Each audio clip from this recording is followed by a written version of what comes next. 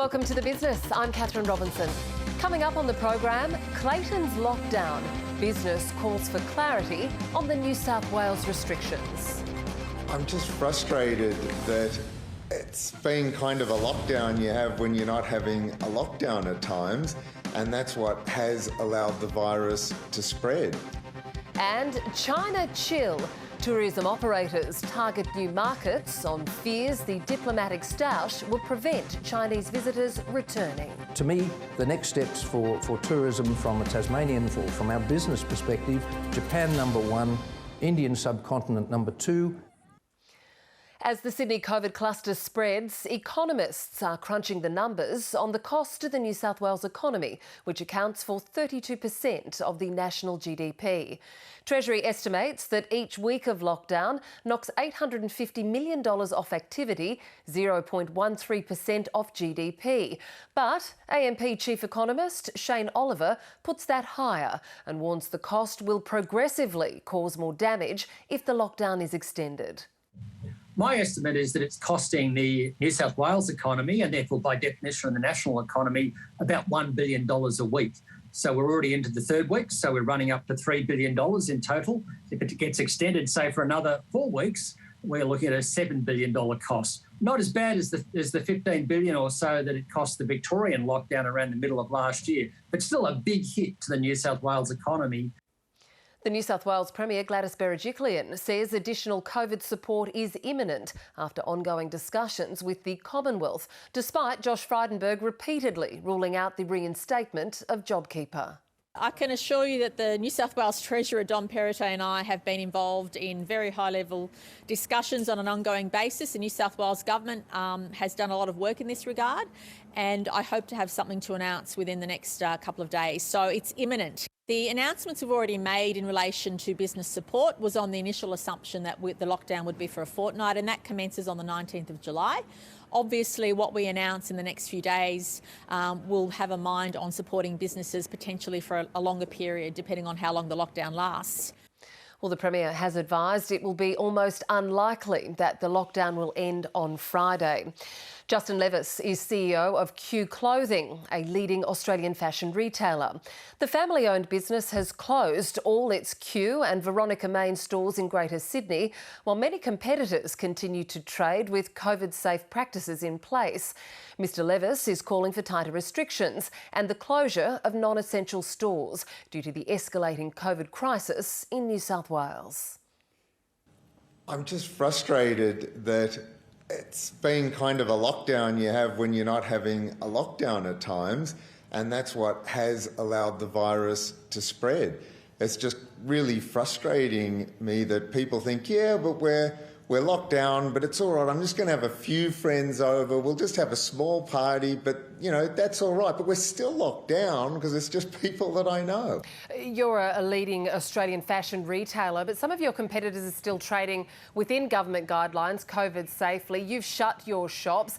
Do you think they should be operating? And if not, what settings would you like to see? I think it's absolutely irresponsible to be trading in areas where the virus is now rampant.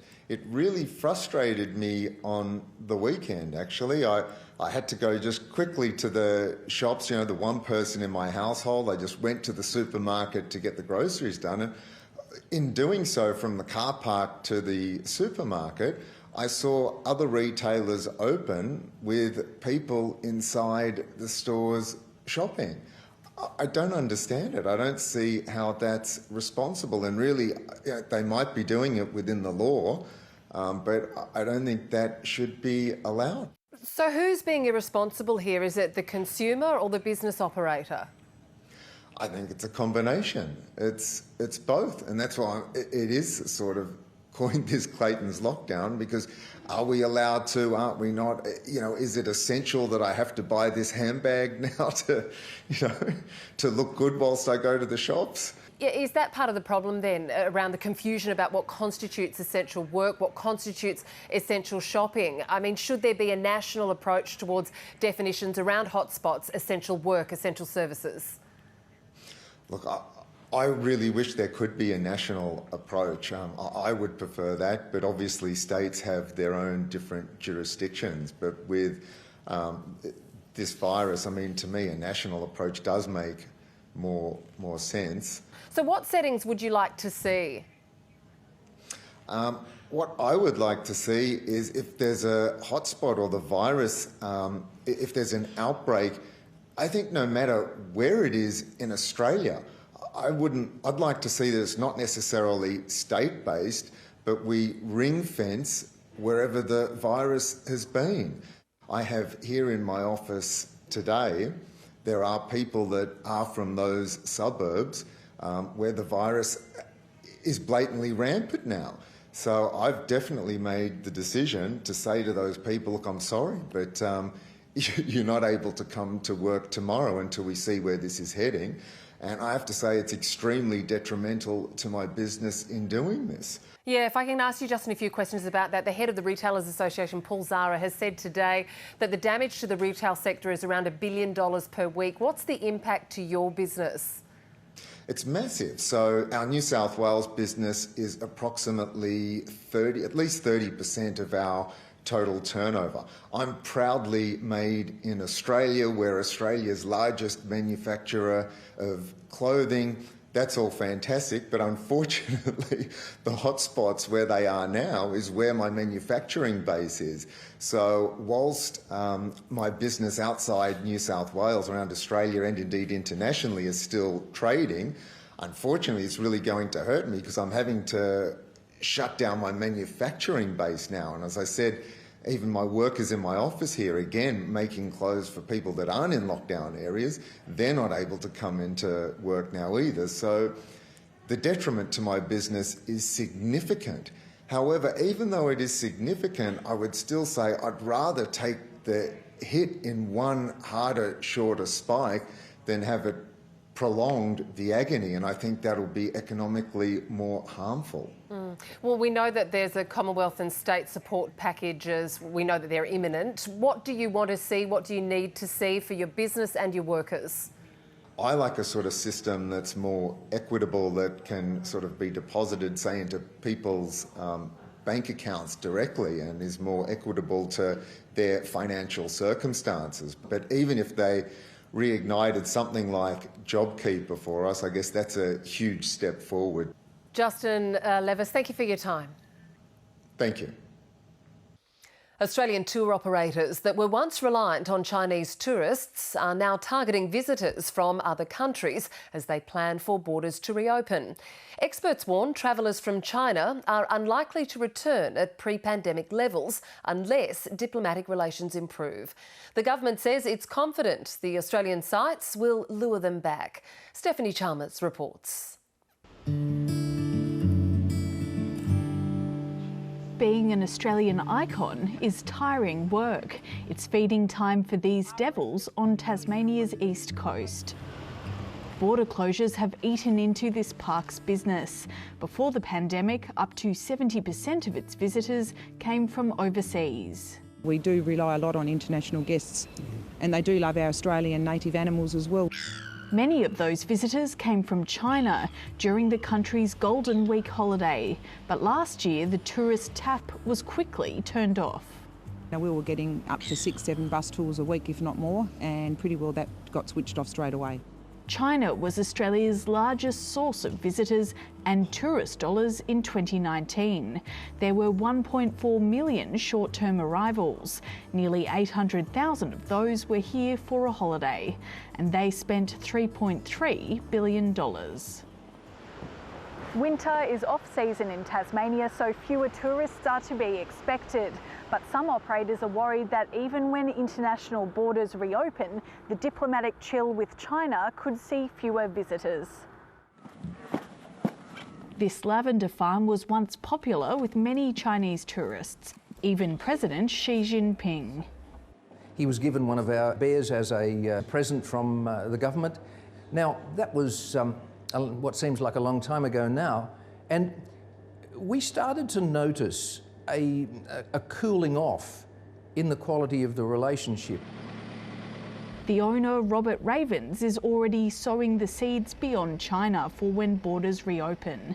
He recently attended a meeting with the Japanese ambassador and hopes to capitalise on increased interest from India. To me, the next steps for tourism from a Tasmanian, from our business perspective, Japan number one, Indian subcontinent number two, and then perhaps thinking publicly and openly about the impact of Indonesia and Korea on tourism. A Tourism Australia survey in May found less than half of the Chinese respondents saw Australia as a safe place to travel. I think Chinese tourists will be influenced by some government directives. It comes after Beijing issued an alert last year, warning tourists of an increase in racist attacks. Unless we can build a good relationship with the Chinese government, we should not expect they will send tourists to us, definitely. The government says it's not concerned. On the ground, everything that we're hearing is that there is still a real keenness from Chinese tourists to travel to Australia. The wonderful products that we have here in Australia have not changed. The water temperature is sort of like probably about 6 to 8 degrees. One of the most popular products is seafood, including oysters and other delicacies. Particularly people of Chinese heritage loved our food, and specifically seafood, whether it was abalone, oysters, mussels, scallops. While local visitors are enjoying the oysters for now, the farm manager thinks Chinese travellers will return.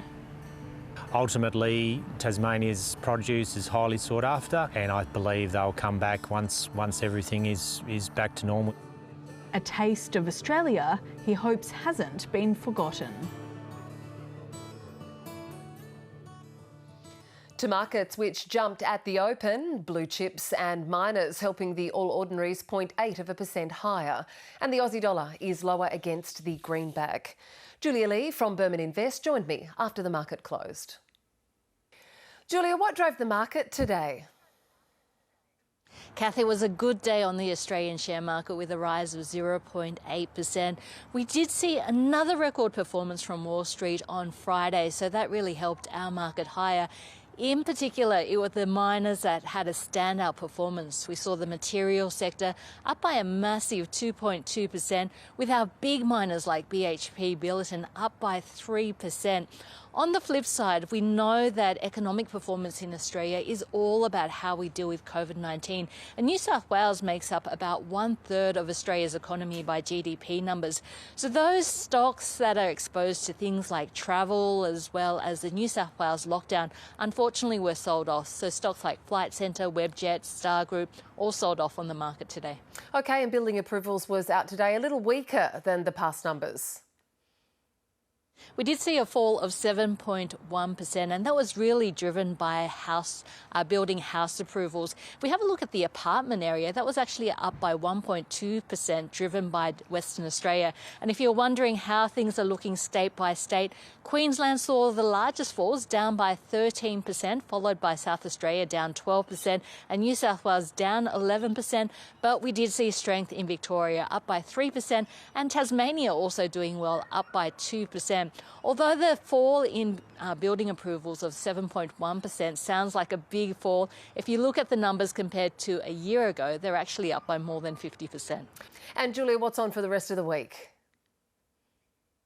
It is a big week. We'll get our first numbers into sentiment numbers for the end of June and early July. And of course, we're expecting to see an easing off of those numbers given the New South Wales lockdown does look like it's going to be extended. We'll also see job numbers out for June, and we're expecting to see another strong set of numbers with a rise of 10,000 jobs in the month of June, but still a little bit weaker than the strong numbers that we saw in May. Julia Lee, thank you. Thank you.